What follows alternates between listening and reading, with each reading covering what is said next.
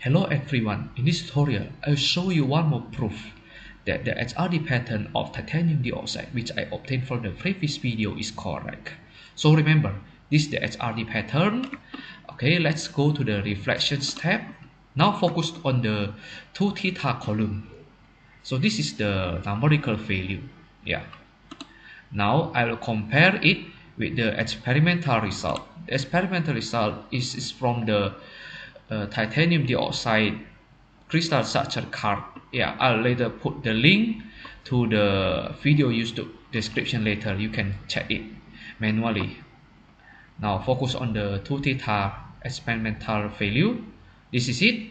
Now you can compare this result with the VESTA result. Maybe for shortened time we can use ChatGPT. Yeah, I have compared it with ChatGPT. Now you can see it. Yeah, so this is the VESTA result. The third column is the experimental result. Yeah, let's us check it one more time. Okay, yeah, 27.151. Okay, so it's VESTA column, so it's true. Yeah. So the difference, yeah, all of the difference is very small. Look, even the error percentage are below 1%.